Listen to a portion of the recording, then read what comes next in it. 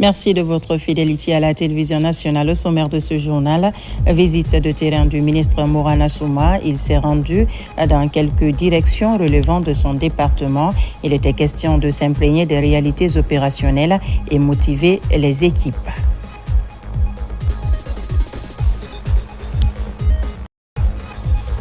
Amélioration des conditions de travail à la protection civile, c'est la remise des camions d'incendie et plusieurs autres engins. La cérémonie a été présidée par le ministre de la Sécurité et de la Protection civile.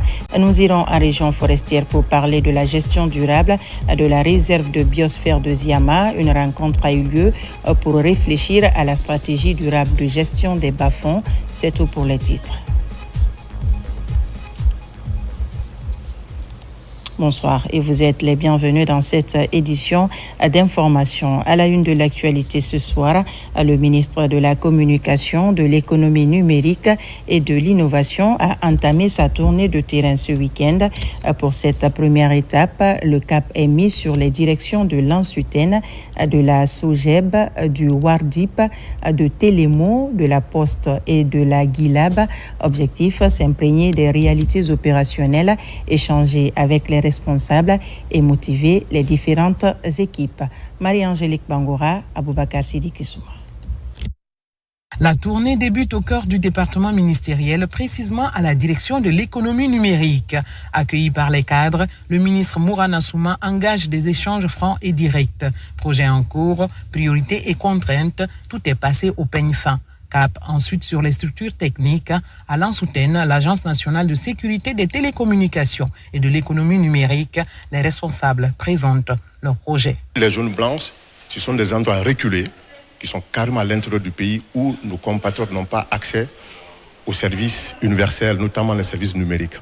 Donc pour les 100 premiers jours, le ministre souhaiterait qu'on engage tout le monde dont on dispose pour faciliter la couverture de ces zones-là. À la SOGEB, société en charge du backbone national, le ministre découvre les capacités techniques du réseau numérique et les enjeux d'interconnexion. Ici se joue une partie de la souveraineté numérique du pays. À Kaporo, le Wardip déroule son portefeuille de projets et de digitalisation. Le ministre apporte ses orientations et insiste sur l'impact concret pour les citoyens. Akipé focus sur Télémo, cette plateforme numérique de gestion des marchés publics, qui travaille en partenariat avec une entreprise rwandaise. La Poste guinéenne, quant à elle, s'engage dans sa mue numérique. Et la Guilab, la guinéenne de la large bande, continue de mener ses projets de connexion. Toutes les transformations engagées aujourd'hui dans le but d'atteindre le développement socio-économique du pays va être amorcée de façon accélérée avec monsieur le nouveau ministre Mourana Souma. Nous lui avons expliqué comment nous fonctionnons et quelles ont été surtout les contributions importantes de la Guilab. Monsieur le ministre a montré sa disponibilité à nous accompagner, à continuer à faire de la performance au sein de la Guilab et à continuer à baisser les tarifs comme nous l'avons fait ces dernières années. Cette descente sur le terrain permet au ministre Mourana Souma d'avoir une vision claire des acquis et des défis. L'idée est de mobiliser des investissements sous forme de PPP, partenariat public-privé, parce que c'est des services marchands, par l'effet d'agrandir le périmètre des activités du numérique, d'agrandir les activités de l'innovation, d'agrandir les activités de la communication dans la globalité. Il a été question aussi de voir d'autres projets qui relèvent de mon portefeuille. C'est le cas de Wardip, c'est le cas également de Hypocumment. Et Hypocumment, c'est cette application qui va être mise en place pour la passation automatisée des marchés publics, du plan de passation jusqu'aux opérations d'interface. Le Wardip également a des composantes 3 pour un financement de 60 millions par la Banque mondiale et pour un taux d'absorption de 13%. Nous devons aller pour tout de suite élever ce niveau d'absorption par les acquisitions, en boostant donc l'ensemble des composantes de ce projet.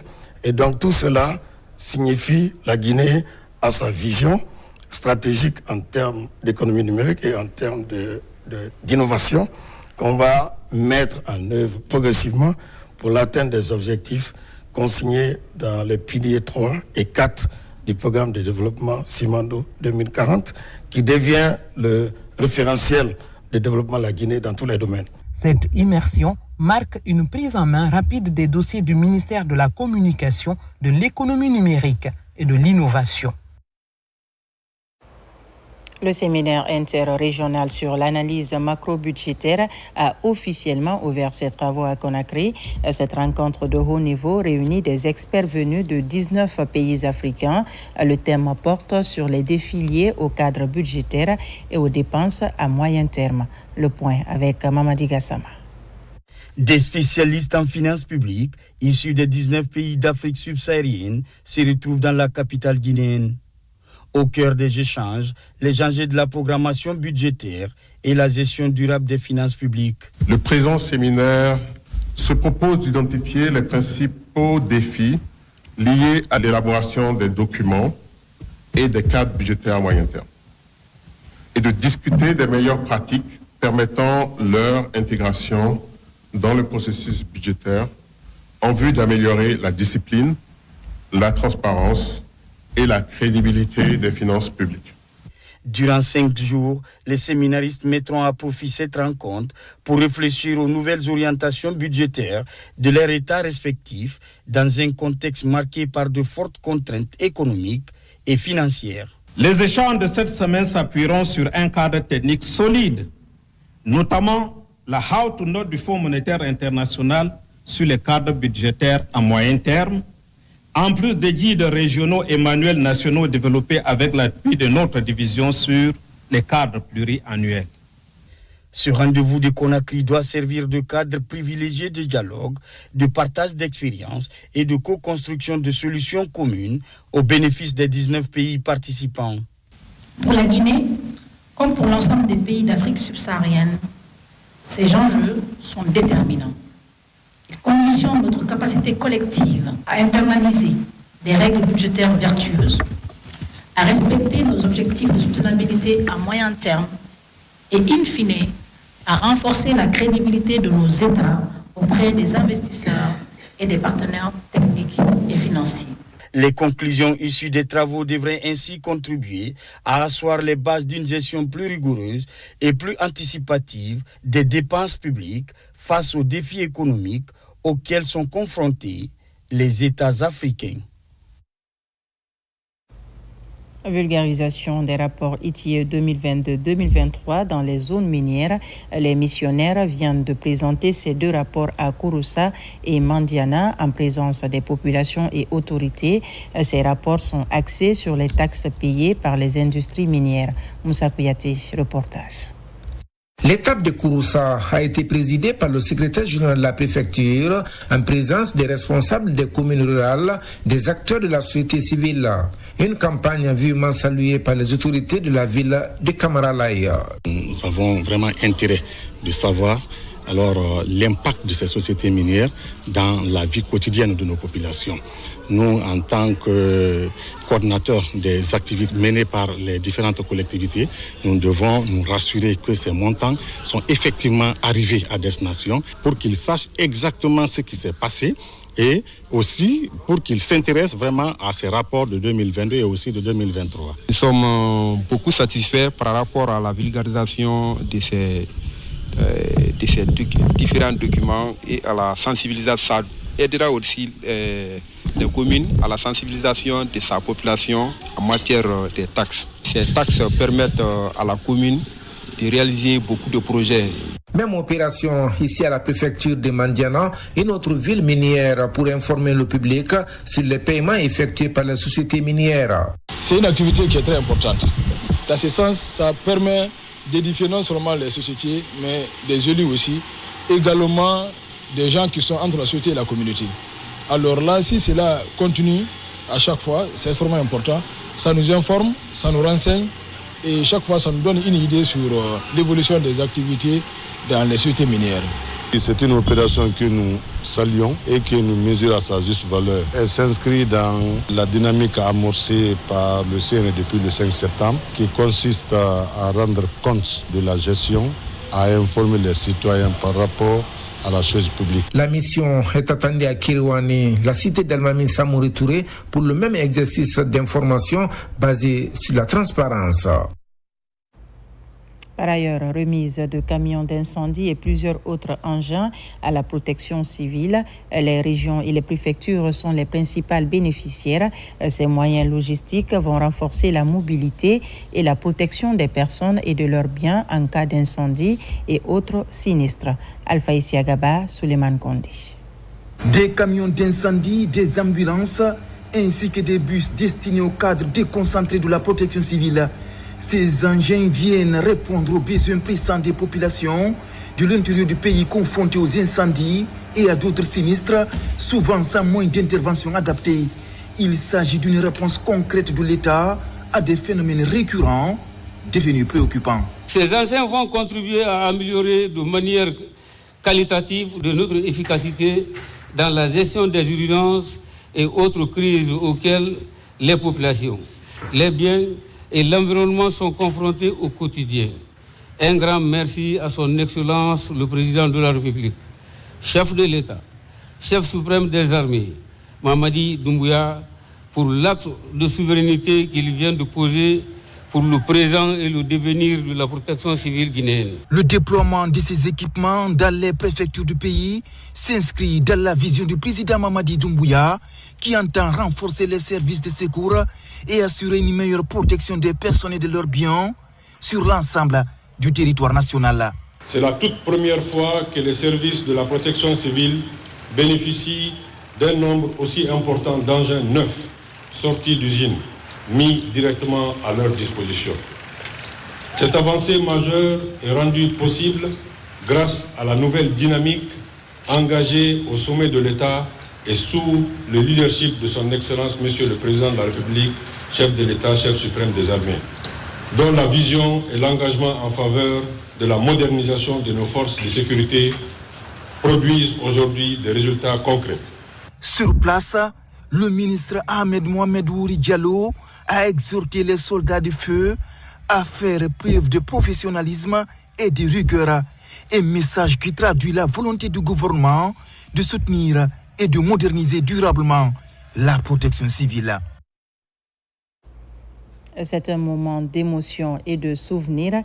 Les retrouvailles des sages polis 90-2000 à l'amphithéâtre Kames de l'université Gamal Abdel Nasser de Conakry. Une rencontre placée sous le signe de la confraternité et du développement national. 30 ans après, ces anciens étudiants guinéens ont choisi de transformer la nostalgie en réflexion sur l'avenir socio-économique du pays. Son assaillant. L'amphithéâtre du Kames de l'université Gamal Abdel Nasser de Conakry a servi de cadre au congrès international des sages polis 90-2000, une rencontre marquant les retrouvailles 30 ans après des anciens étudiants guinéens des promotions 1990-2000. Un rendez-vous chargé d'émotions mais résolument tourné vers l'avenir du pays.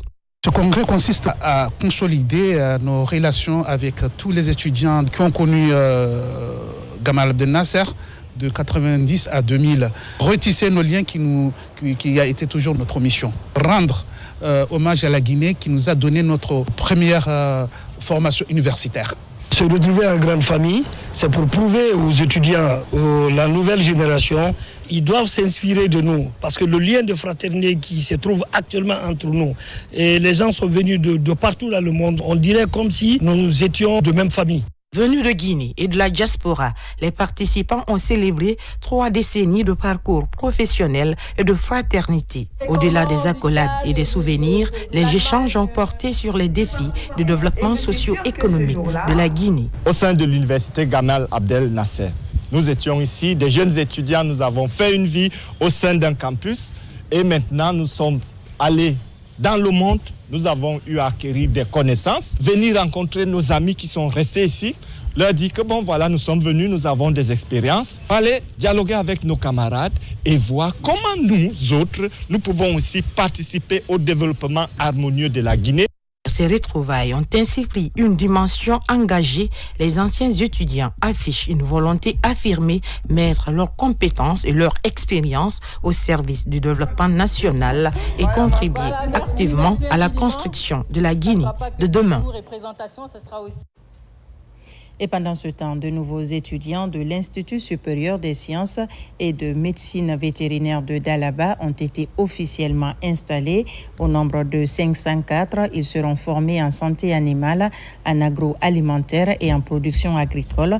La suite sera de devenir des docteurs d'État et d'ingénieurs. Les échos avec Mamadou Paté Baldé, notre correspondant à Mamou. L'Institut supérieur des sciences et de médecine vétérinaire de Dalaba accueille ces nouveaux étudiants.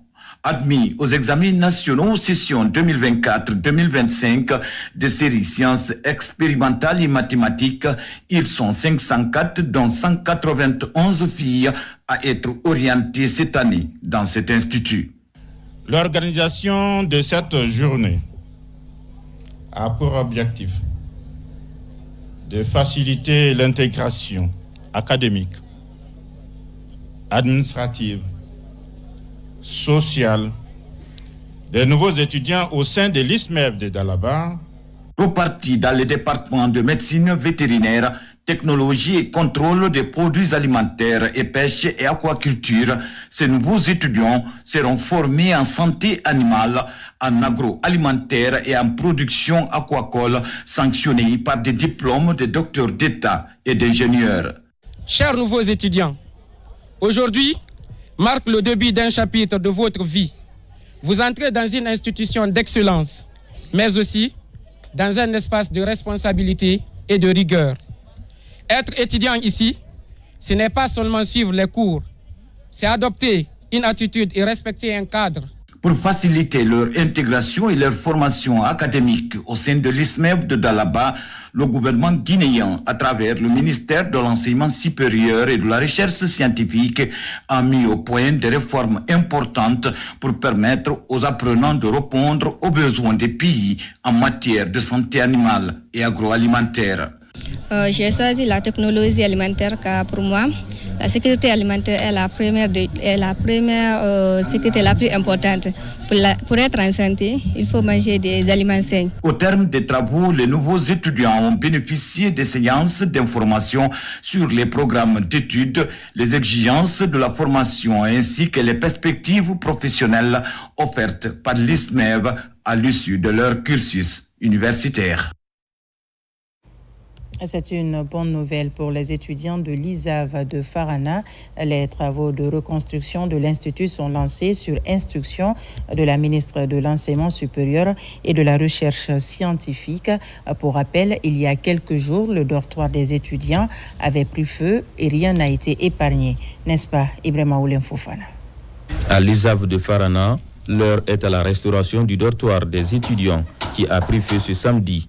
Ici, cadre de l'enseignement supérieur et de la recherche scientifique et autorité de ce temple du savoir s'activent sur le terrain. Des travaux démarrés suite à la visite du Dr Diaka Sidibé en faveur des étudiants sinistrés. Tous les étudiants, nous remercions le gouvernement, plus particulièrement Madame la ministre Dr Diaka Sidibé et les autorités de notre institut. Madame la ministre nous a promis hier et dès aujourd'hui, les activités démarreront pour la réhabilitation de notre doctorat. Vraiment, nous la remercions.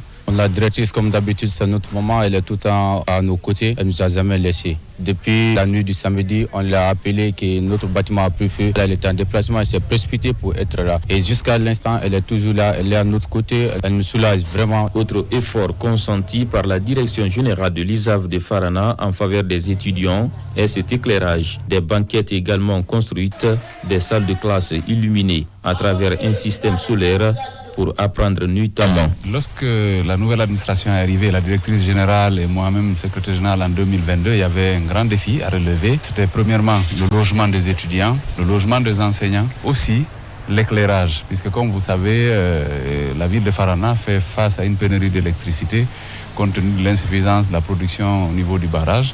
On utilise un groupe électrogène ici, cela consomme énormément en carburant. Donc on s'est tourné vers le solaire puisqu'il ne manque pas de soleil à Farana. La chef de département de l'enseignement supérieur et de la recherche scientifique au chevet des étudiants a promis l'intervention de l'État. Ici, à Farana, autorité régionale toujours auprès de la direction générale de l'ISAV pour trouver une issue favorable. Ce lundi, le ministre de l'Éducation nationale était sur le terrain. Alpha Bakar Bari s'est rendu au complexe de formation professionnelle de Nongo où il s'est engagé à tout mettre en œuvre pour l'ouverture très prochaine de cet établissement offert à la Guinée par le roi Mohamed VI. Plus de détails avec Tierno Ousmane Diallo. Symbole de l'amitié guinéo-marocaine, le complexe de formation professionnelle en tourisme, hôtellerie et BTP de Nongo va bientôt ouvrir ses portes aux apprenants après de longues années d'attente. Le tout nouveau ministre de l'Éducation nationale, de l'alphabétisation, de l'enseignement technique et de la formation professionnelle en fait une priorité. La visite de terrain en compagnie du diplomate marocain a permis de prendre connaissance de l'état des équipements et des infrastructures tout en rassurant les encadreurs. C'est un sentiment de joie pour moi et mon équipe. Le recevoir aujourd'hui nous montre que vraiment il a un objectif bien visé sur le développement de l'enseignement technique et professionnel de notre pays. On a vraiment hâte de faire fonctionner cette école qui a duré durant des années, complètement fermée. Et s'il vient aujourd'hui nous exprimer son souhait de faire fonctionner cette école, c'est un sentiment après le Ramadan, c'est un sentiment de joie pour nous. Entièrement équipé, le complexe de formation professionnelle en tourisme, hôtellerie et BTP de Nongo va permettre de former des techniciens qualifiés dans des secteurs porteurs d'emploi dans un contexte de forte demande. Sur le terrain, les dernières instructions sont données, tout doit être mis en place pour l'opérationnalisation rapide de cette école. Cette école représente d'abord la qualité de nos relations avec le Royaume du Maroc, qui nous l'a offerte il y a assez longtemps, dans le cadre des activités de la Fondation Mohamed VI. La Guinée a promis de l'opérationnaliser avec la coopération technique marocaine. Il se trouve qu'il y a très longtemps que cette école attend d'être lancée. Aujourd'hui, nous sommes là pour que nous commencions par les défis et cette école est un de nos défis. Affichant de grandes ambitions pour ce complexe de formation professionnelle, le ministre Alpha Bakar Bari entend travailler étroitement avec le secteur privé pour son développement tout en misant sur des formateurs de haut niveau dans l'encadrement des apprenants. Toujours dans le domaine de l'éducation, les rideaux sont tombés sur le concours national de dictée PGL. Hadja Karimata Baldé et Tidjane Khalil Keita sont sacrés champions. Ils vont représenter la Guinée à Montréal, au Canada, au mois de mai prochain pour le concours international. Abdelaziz Baldé, reportage. 63 élèves venus de toute la Guinée compétissent pour décrocher 2 places pour le Canada. Devant plusieurs invités et acteurs de l'éducation, la première lecture des dictées PGL est effectuée par le chef de cabinet du ministère de l'Éducation nationale. Nous sommes en train de célébrer ce qu'on appelle l'excellence académique. C'est un concours de dictée qui est un événement important qui vise à promouvoir la maîtrise de la langue et à encourager les élèves à développer les aptitudes au niveau de l'orthographe, la grammaire et la syntaxe. Encourageons la lecture chez nos enfants. Éloignons-les des écrans et des téléphones qui deviennent aujourd'hui un véritable fléau pour l'apprentissage. Un enfant qui lit est un enfant qui découvre, qui pense, imagine et construit son avenir. Cette compétition est à sa 3e édition en Guinée, la 35e au niveau international. C'est une fierté, à la fois une joie que la Guinée pérennise cette activité. C'est le moment aussi de remercier nos autorités qui commencent à s'intéresser activement à cette activité et qui prennent le temps d'être là. Après la dictée, place à la correction. Ici, tout se passe à l'allure d'un examen national. En attendant la proclamation des résultats, la générale Aminata Diallo, l'une des invitées, échange avec les élèves, parfois sur sa carrière. Quelques minutes plus tard, le jury arrive avec les résultats. Tidjane Khalil Keita de la Sainte-Marie et Hadja Karimata Baldé de la Plume représenteront la Guinée à Montréal, au Canada. Je suis très émue aujourd'hui, très contente. Dans tous mes rêves, ce que je préférerais, c'est de gagner le trophée au Canada. C'est un sentiment de satisfaction. Surtout, cette fille-là, elle dit qu'elle voudrait bien faire l'armée. Donc moi, c'est vraiment un honneur pour moi et c'est un honneur pour l'armée que ce concours-là puisse être rapporté par cette jeune fille qui ambitionne d'être comme nous. Cette 35e édition de la dictée PGL pour Gérin Lajoie va connaître la participation d'une cinquantaine de pays venus à travers le monde. Humanitaire, le Rotary Club de Conakry et Rotary Club de Ratouma ont offert des fourrages à des écoles primaires publiques. Il s'agit de l'école primaire de Kissoso-Bafon et l'école primaire de Somfonia 2, un geste qui s'inscrit dans l'amélioration de l'hygiène et le cadre de vie des apprenants. À la cérémonie de remise officielle des kits avec nos reporters Ousmane Ba et Mamadou Djoumaba. Fidèle à sa vocation de contribuer à l'amélioration des conditions de vie des populations, Rotary Club Conakry offre un forage à l'école primaire de Kissoso-Bafon. Ce geste répond aux besoins criards de l'eau, source de vie, dans le milieu scolaire. Il améliore l'hygiène et le cadre de vie de plus de 2000 élèves afin de prévenir et préserver la santé des tout-petits et leurs encadrants. Tout comme les manuels scolaires ou autres matériels didactiques, l'eau également a un impact sur la qualité des enseignements et des apprentissages dans nos concessions scolaires. C'est pour vous dire que les 1022 élèves de cet établissement et les 25 encadrants pourront désormais étudier dans des conditions décentes. L'eau, c'est la vie, l'eau, c'est la santé. Et quand cela est fourni à un établissement de cette taille, nous arrivons donc à adresser plusieurs sujets. Nous arrivons à adresser le sujet de l'accès à l'eau potable. Nous améliorons les performances des élèves de cet établissement et nous luttons également contre les maladies. Deuxième étape, l'école primaire publique de Somfonia 2. Ici, c'est un autre forage qui est offert. L'ambiance est bon enfant. L'objectif de ces actions, c'est de donner aux élèves un environnement scolaire décent, de permettre aux familles d'avoir accès à l'eau durable. Ces gestes sont les fruits de la collaboration des Rotariens et leurs partenaires financiers. Ensemble, ils entendent élargir l'adduction d'eau potable à 100 établissements scolaires dans le pays. Célébration de la Journée internationale de lutte contre le cancer infantile. Cette journée s'impose comme la mobilisation mondiale pour sensibiliser à la réalité des cancers pédiatriques et soutenir les familles confrontées à cette épreuve. À l'occasion pour la Fondation Daifatou de redonner du sourire aux enfants atteints de cette maladie. Tierno Maroufba, reportage. À chaque 15 février, l'humanité célèbre la Journée mondiale du cancer infantile. Ici au CHU Donka, la fondation Daifatou d'Aminata Kamara, basée aux États-Unis d'Amérique, apporte son soutien aux enfants atteints de cette maladie. Lors de la célébration de cette journée, ces enfants quittent les lits pour passer des heures avec des jouets. Je remercie beaucoup. On remercie vraiment pour les cadeaux. C'est pas la première, ça fait la 3e fois que, en tout cas, moi je reçois. Je dis toujours encore Dieu merci et merci aussi à Daifatou. Parce que c'est Dieu qui a fait ça. À toutes les fois qu'il y a une activité comme celle-là, il y a chez l'enfant production d'une hormone, l'endorphine, qui est base d'un traitement contre la douleur. Donc, tout le bien qu'on fait aux enfants, c'est non seulement pour un sourire, mais c'est aussi pour le soulagement au niveau des douleurs qu'ils peuvent avoir.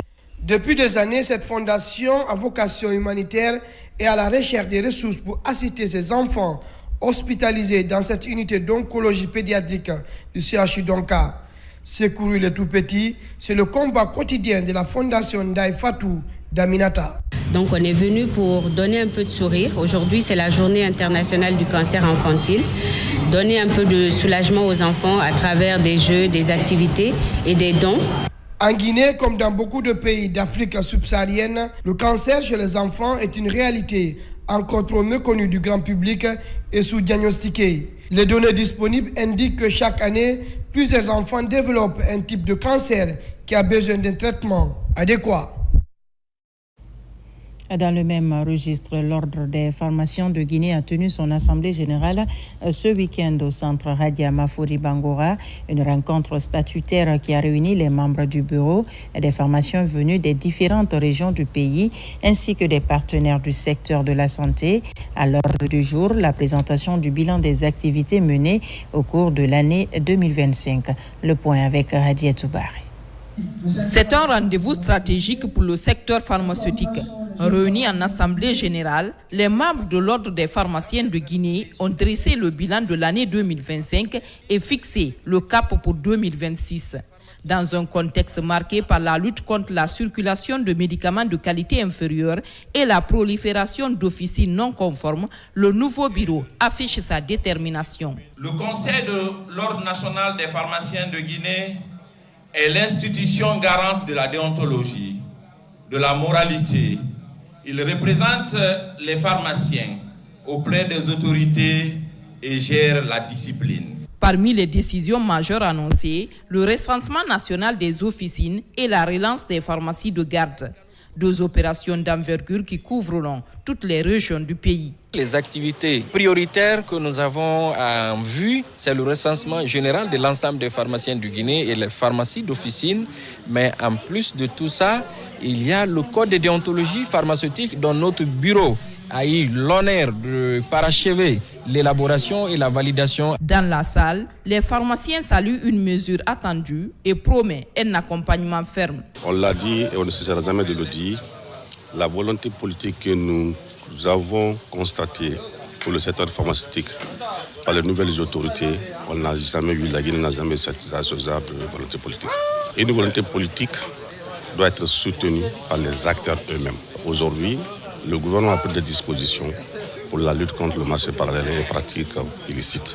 Ce qui a manqué il y a quelques années, nous l'avons aujourd'hui. Nous avons la volonté politique. Cette volonté politique qui permet aujourd'hui au secteur pharmaceutique de mieux se porter. Cette volonté politique aujourd'hui qui nous donne la possibilité d'être fiers d'être pharmaciens. Avec cette assemblée générale, l'Ordre des pharmaciens de Guinée entend envoyer un message clair, structuré, réguler et sécuriser le secteur pharmaceutique pour mieux protéger la santé des Guinéens.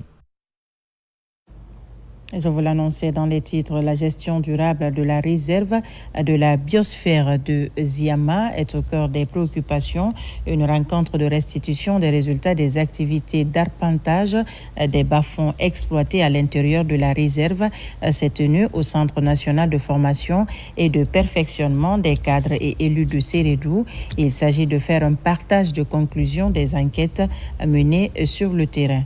Lancé Kamisoko, Mohamed Salou Paye, Mohamed Lamine Diallo. Durant 2 jours, près de 150 participants issus des 32 villages riverains de Ziama, des autorités locales, des services techniques de l'État, ainsi que de partenaires échangent autour des défis liés à l'exploitation des bas-fonds dans la réserve. Les études présentées révèlent une pression croissante sur l'écosystème. Face à ce constat, des mesures urgentes s'imposent. Force est de constater que les bas-fonds de la réserve subissent depuis plusieurs années une pression accrue liée à des activités d'exploitation incompatibles avec les objectifs de conservation. Ces pratiques ont entraîné une dégradation progressive des habitats. L'objectif général de cet atelier est de restaurer la transparence et la confiance entre les acteurs en présentant les résultats de l'arpentage, en discutant des impacts observés et en constituant une stratégie de gestion durable des bas-fonds. Conformément à la politique de gestion durable des ressources naturelles du ministère de l'Environnement et du Développement durable, cette rencontre mise sur l'accompagnement des communautés vers des activités alternatives moins nocives sur l'écosystème forestier. Il y a des réflexions nationales pour faire évoluer les aires protégées sous des statuts, donc le statut de parc. Et l'autre projet, c'est de permettre le financement d'activités génératrices de revenus aux personnes qui souhaiteraient volontairement quitter les bas-fonds pour faire diminuer cette pression sur la forêt dont je parlais tout à l'heure. Nous sommes en train de mettre en place une stratégie d'accompagnement pour mettre le développement des cultures pérennes, le développement des cultures maraîchères pour les accompagner. Parce qu'ils vivent à l'intérieur, ils sont dans la réserve, ils sont dans les bas-fonds, mais comment faire en sorte que de façon volontaire, qu'ils quittent et qu'ils viennent développer les activités au niveau de la zone de transition, qui est la zone de développement durable. Financé par l'Agence française de développement, ce projet est mis en œuvre par Fauna and Flora en collaboration avec le GRET, Guinée Écologie et le Centre forestier de Zérékoré. Améliorer la collecte des ordures et la gestion des déchets. Le sujet était au centre d'une réunion de travail qui s'est tenue au ministère de l'Hydraulique, de l'Assainissement et des Hydrocarbures. Les participants cherchent à comment professionnaliser les acteurs de l'assainissement et rendre la collecte plus efficace. Compte rendu, Mariam Kamar. Rendre effective la salubrité publique de nos villes, telle est la mission qui anime le ministère de l'Hydraulique, de l'Assainissement et des Hydrocarbures. Les autorités du département harmonisent leurs actions avec les différents acteurs du secteur. Au cœur des discussions, la refonte des critères d'agrément et la certification des PME de collecte ont été au centre des débats. L'accent a également été mis sur l'insuffisance des bacs à ordures et la nécessité de développer le tri à la source. On s'est engagé et on a mis en place un plan d'action. C'est que d'ici 3 mois, d'ici fin mars, que Conakry soit vraiment propre, que cela aussi soit répercuté à l'intérieur du pays. Cette rencontre a également mis à l'honneur les agents de salubrité publique. L'objectif, redonner ses lettres de noblesse à ce métier, créer une émulation et susciter de nouvelles vocations. Nous avions beaucoup de questions à poser. Ces questions ont été répondues avec satisfaction. Et là, aujourd'hui, nous avons un ministre qui parle de nous, qui nous met en valeur. C'est vraiment satisfaisant. Au titre des recommandations, il y aura une accélération de transfert pour éviter que les PME arrivent à ne pas dépoter et que les points de regroupement et les zones de transit et de tri soient désengorgés au fur et à mesure. Et les communes aussi seront mises à contribution pour assurer le transfert. Cette réunion doit déboucher dans les prochaines semaines sur une stratégie globale de professionnalisation du secteur. Une feuille de route indispensable pour répondre aux attentes légitimes des populations en matière de cadre de vie et de santé publique. C'est un dîner gala placé sous le signe de l'amitié et de l'unité nationale organisé à Conakry. La cérémonie est à l'initiative de la structure GMD pour magnifier les actions de développement du président Mamadi Doumbouya. Reportage de Aboubakar Diaby et Monlay Souma. C'est une marque de reconnaissance symbolique adressée à la jeunesse pour la modernité et le développement de la Guinée. Ici, au chapiteau du Palais du Peuple, ce dîner gala placé sous le signe de l'amitié et de l'unité nationale se tient pour féliciter les efforts remarquables des citoyens pour leur contribution au développement amorcé par le président Mamadi Doumbouya. Donc, tout ce que je peux dire à la jeunesse d'abord, de la diaspora d'abord, tout le monde n'a qu'à rentrer aujourd'hui, c'est maintenant. Maintenant, nous, notre mission aujourd'hui, c'est comment les 7 années-là qui a été donné, qui a été confiée au président Mamadi Doumbouya, comment aller dans ces 7 ans, dans l'union, dans la tranquillité, dans la paix, pour que nous les Guinéens, c'est la raison pour laquelle, c'est ça le thème, c'est le cœur que nous avons scellé, c'est cette union aujourd'hui qu'on est en train de partager aujourd'hui. Cette cérémonie de réjouissance suscite une grande joie chez les participants venus de tous les secteurs socio-économiques du pays. Chacun représente avec fierté son entité pour formuler des vœux et prières en faveur de la réussite de ce premier mandat de la 5e République. Dans un premier temps, nous remercions Allah le Tout-Puissant qui nous a permis de voir ce jour, qui nous a permis de mettre à la magistrature suprême de la République son Excellence Mamadi Doumbouya. Nous prions Dieu que Allah lui donne la santé nécessaire, qu'Allah lui donne l'énergie nécessaire et l'intelligence nécessaire pour porter tous les bons projets qu'il a pour la Guinée et les Guinéens. Du haut de cette tribune, il est question aussi de revenir sur l'ensemble des projets de société réalisés sur le plan infrastructurel et superstructurel depuis le 5 septembre 2021. Elle constitue une soirée de réflexion pour coordonner les interventions en vue d'accompagner le président Mamadi Doumbouya dans sa vision de refondation et de développement socio-économique du pays. Dans l'actualité également, à quelques heures du mois sacré de Ramadan, le Comité national d'observation de la Lune a tenu une importante réunion avec les leaders religieux des différentes communes de la capitale. C'est pour harmoniser les décisions et rassurer les fidèles sur le strict respect de la date officielle qui sera annoncée pour le début du Ramadan 2026. La rencontre a également permis d'annoncer la clôture des inscriptions pour le Hajj 2026. Soriba Bangora, Marwan Kamar. Autour de la même table, membres du comité d'observation de la Lune, imams et responsables religieux communaux. Une rencontre stratégique à quelques jours du mois béni du Ramadan et le carême. L'objectif est simple, éviter toute divergence dans l'annonce du premier jour de jeûne et garantir l'unité des fidèles sur l'ensemble du territoire national guinéen. Aujourd'hui, le comité d'observation, y compris les 13 communes de Conakry et les autorités du secrétaire des affaires religieuses, se sont réunis ici pour en parler et prendre toutes les dispositions et assurer le peuple de Guinée que l'instruction ferme est déjà donnée par son Excellence, Monsieur le Président de la République, chef de l'État, pour que nous respectons les orientations du prophète Mohammed, paix et salut sur lui, ce qui concerne le musulman. Et prendre aussi les dispositions afin que les chrétiens puissent commencer aussi le carême dans les meilleures conditions.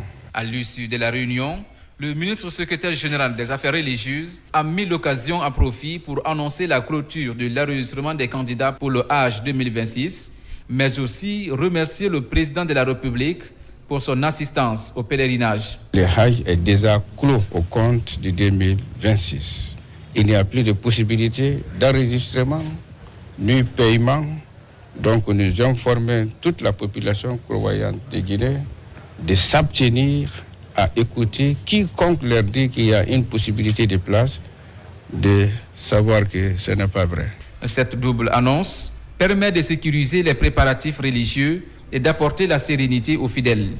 La date officielle du début du Ramadan 2026 sera communiquée après l'observation lunaire.